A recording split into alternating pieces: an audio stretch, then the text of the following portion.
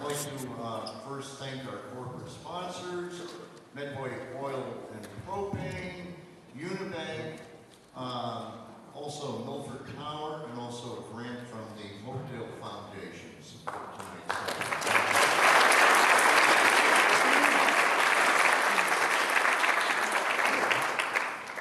So tonight's concert presents Claflin Hill Symphonic Winds. It's kind of a concert program I've been thinking of doing for years, but economically sometimes it doesn't make sense to do one of these pieces on a concert when you have the whole string section sitting out in the audience for half the concert getting paid. So this year it was like we decided we would try this kind of programming. There's lots of amazing symphonic wind ensemble and percussion music that's just like our standard symphony repertoire. And so this week, it was almost like we were holding band camp. You know, the stories of like, once hold at band camp. So that's kind of like what it was here this week, and we had a great time. And in a way, it kind of was an opportunity for us as the wind section of the symphony orchestra to even more fine-tune our ensemble playing together. So I hope you enjoy this program. It's really stuff, I mean, really drawn from my own student childhood. Almost every one of these pieces I played as a young student, and sometimes under some of the greatest icons of symphonic wind conducting in the history of America. People like William D. Ravelli, Frederick Fennell, Dan Gray Presgrave at Washington University, which was the commissioning ensemble of the Persichetti Symphony we're about to share. So it's really something very exciting. And the second half is almost like a sort of wind ensemble history review of just the concert band music going back 100 years. Tonight we start on the first half with the Paul Preston Celebration Overture. It's a very jubilant and exciting piece. Preston was a university residence composer. He wrote for the University of Michigan Wind Ensemble frequently, and I got to play this particular piece under the founder of the University of Michigan School of Music, William Ravelli. The second part of the program on the first half is the Vincent Persichetti Symphony for Band. And Persichetti was a 20th century American composer, very much around the same time as Leonard Bernstein. And you can hear a lot of influence from Bernstein in the symphony, and maybe vice versa. As we were working on the symphony this week, it occurred to me that a lot of it reminded me of Leonard Bernstein's score from On the Waterfront. And it's just a magnificent piece of music that really explores the full color palette of the symphonic wind ensemble. So enjoy. Thank you for being here. We have an extra pot of hot cider on tap tonight.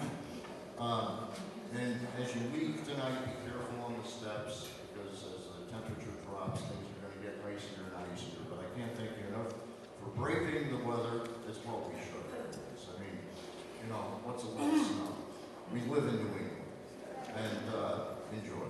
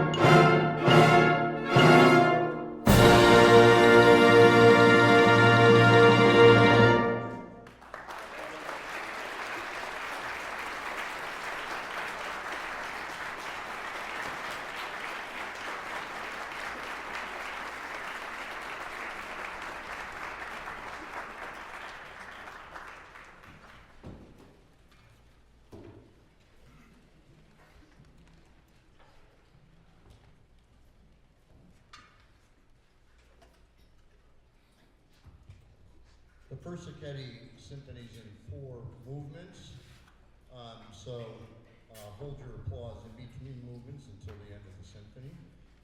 You'll know when we get to the end because the final climax of the symphony ends on a gigantic symphonic chord that includes every note in the chromatic scale. We'll venture into 12th tonalism right there at the end. And it's very beautiful settings of different parts of the symphony. The first movement, it's almost just like a Beethoven symphony form. Big sonata, allegro, exposition, first movement. The second movement is an adagio that's very beautiful and meditative.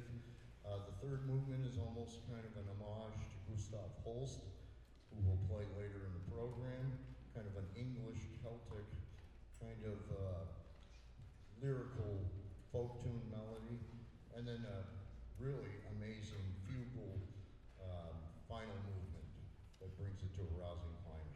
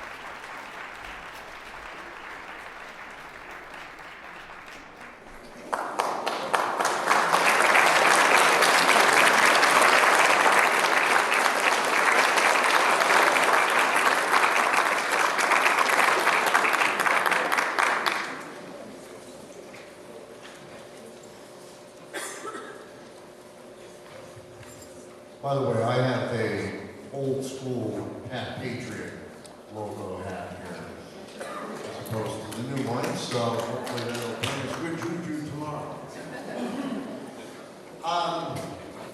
I'd like to actually make note of a couple of important things that happened in the last couple of weeks. About 3 weekends ago, our community lost two major icons of our community on the same weekend. Judge Francis Larkin passed away, and on the same weekend, our dearest friend and musical colleague, Jerry Seco, passed on the same weekend. So we are going to be dedicating the March 14th concert in memory of Judge Larkin, who for years sat on this corner seat all the way back to the beginning, and was so proud of Claflin Hill. He was proud of everything in Milford. But we'll talk more about him on that night.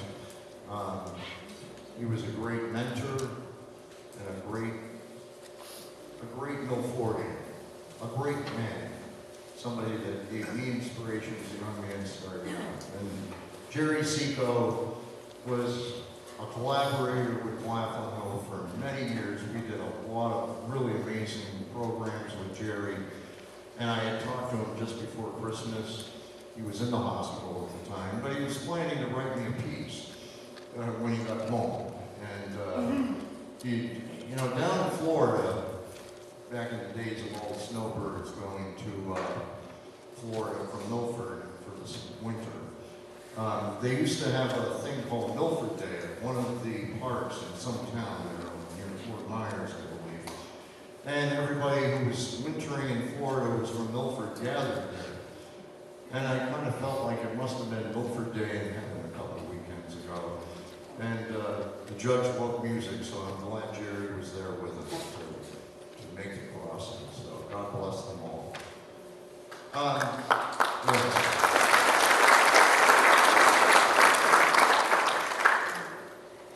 Their heritage is our responsibility to keep going and pass on.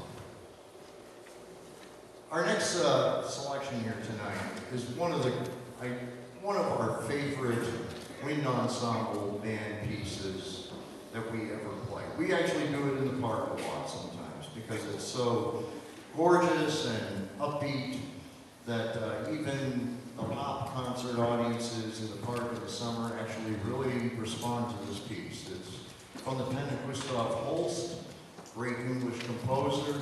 The English had this amazing tradition of band music, of military band music. And this is one of his most popular suites for military band. He wrote several of those. Ralph Vaughan Williams did things for the Symphonic Wind Ensemble as well. But in this piece you can hear the shadows of Holst's great opus, The Planets, too. So enjoy.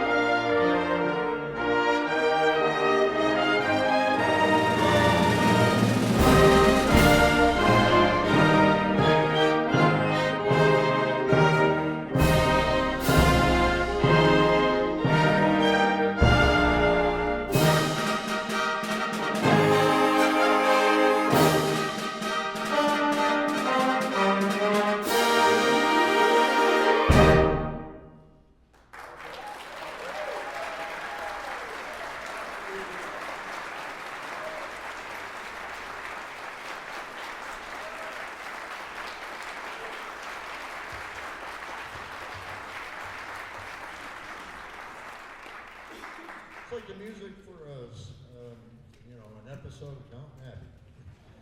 The sun never sets on the British Empire. Well, I guess it does now. So this next piece is a transcription of an orchestral piece, which was very common in the history of band music.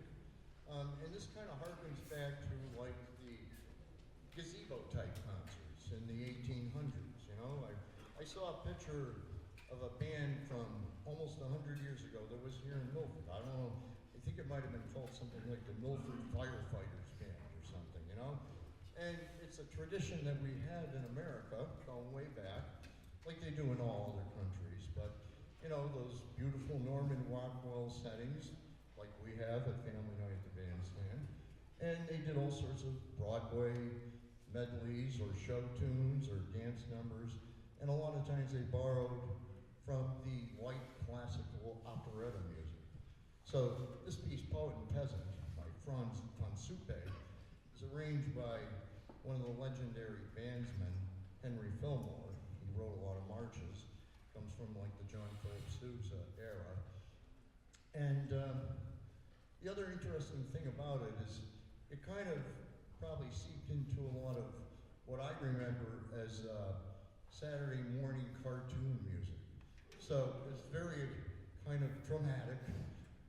Again, we used to call it horse opera, you know, and so it's that kind of sort of thing with the damsel being tied on the railroad tracks and all sorts of other things. There's a little section in this overture where it sounds like, merry-go-round music and a rousing gallop at the end. So Franz von Suppe's, and by the way, you know, it is kind of fitting to do this kind of concert because the genesis of the Claflin Hill Symphony Orchestra itself came out of the original Milford Concert Band that was started in 1946 and was the band I became a manager of in 1996 and when we started Family Night at the Bandstand.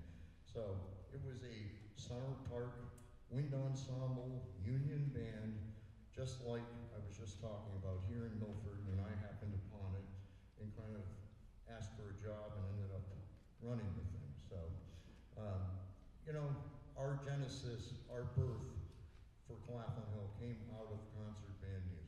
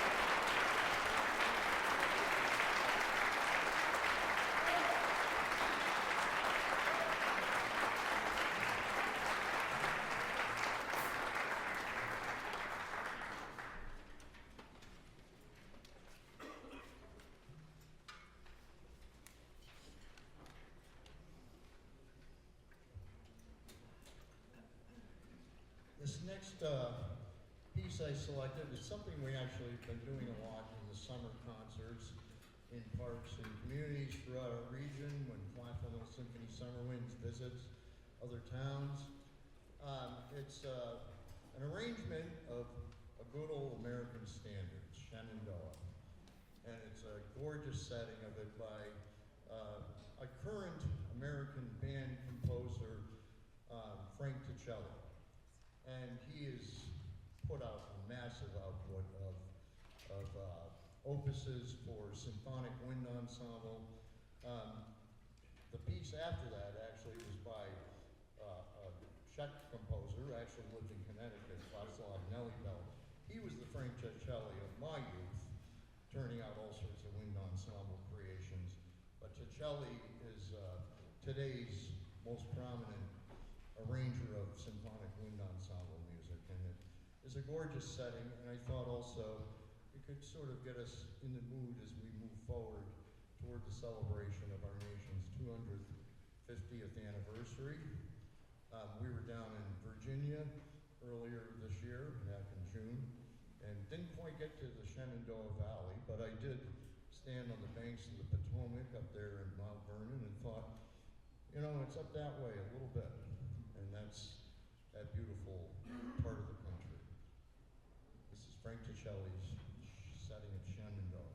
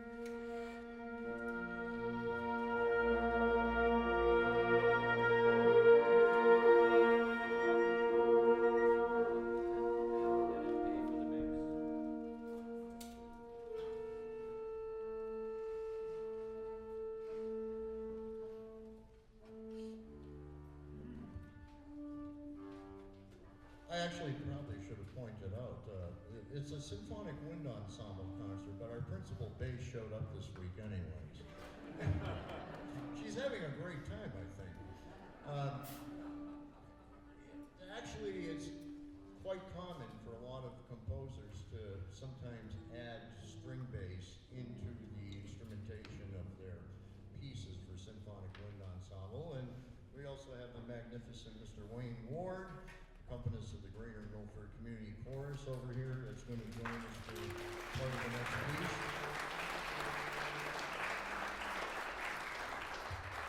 One thing I'd like to also mention that was kind of newsworthy in the last couple of weeks, along with the passing of our very good friends, was a good news, and it kind of all fit together.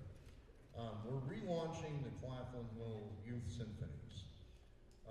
We had a youth orchestra as part of Claflin Hill for almost 20 years.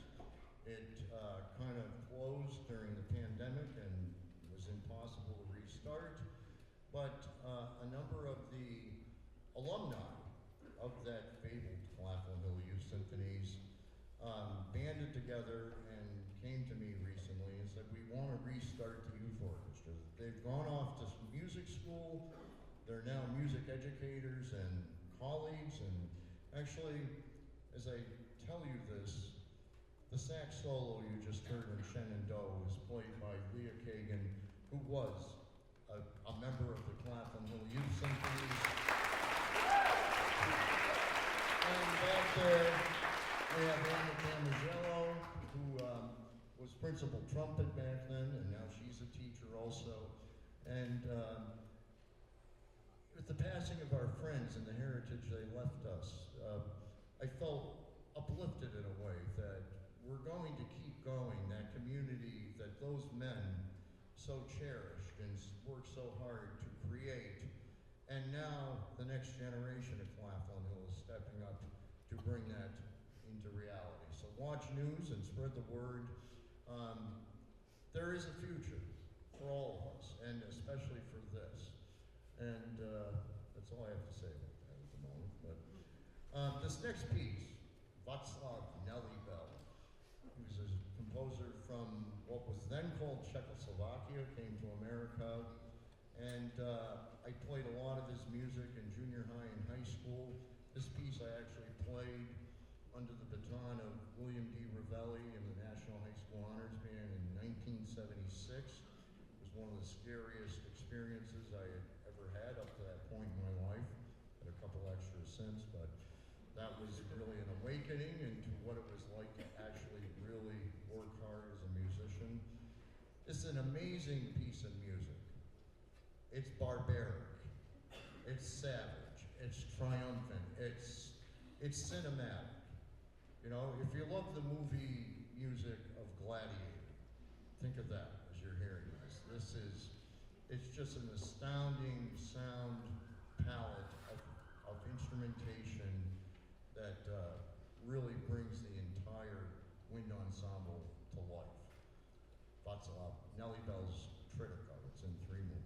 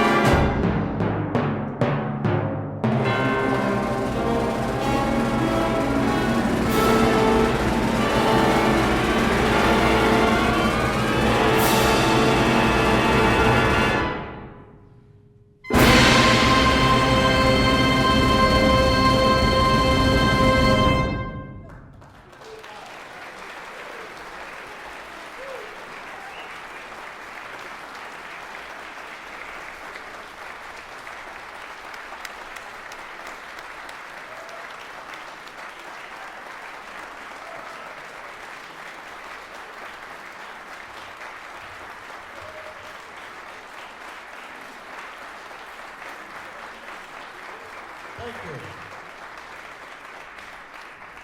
I think it was Robert Duvall said it best. I love the smell of napalm in the morning. You play that piece, it's like, wow. What an ensemble. One more round for Claflin Hill. Amazing musicians.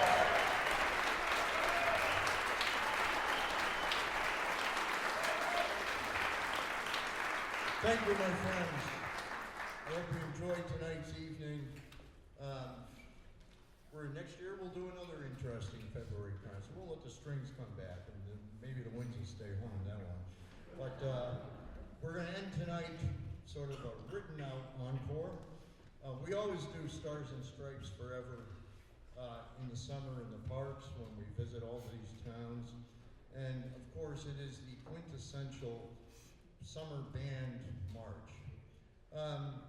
Tonight we're doing an arrangement or an edition of it done by retired Colonel John Bourgeois, who was the longtime colonel who was the director of the United States Marine Corps Band, the President's Own, and he's done this as the way the Marine Corps Band does it on all functions at the White House and in Washington, D.C. It's a neat story. You should not do a wind ensemble concert without John Philip Sousa in a way. But John Philip Sousa grew up playing in that Marine Corps band as a young boy because his father was a bandsman in the Marine Corps band. And his father would bring him to gigs, and he was a prodigy, and he learned to play pretty much every instrument in the band. And they gave concerts on the lawn of the White House. And it was somewhere around 1864, in a biography I read, young John Philip Sousa was playing cornet one night with his dad, and in the shadows up on the portico, Abraham Lincoln came out and sort of lurked behind a pillar, taking a break from his travails as President of the United States during the Civil War. And their eyes met, and it was kind of a passing glance, that in a way anointed America's first great composer. God bless, have a great night, walk carefully on the steps on your way out, and go Patriots.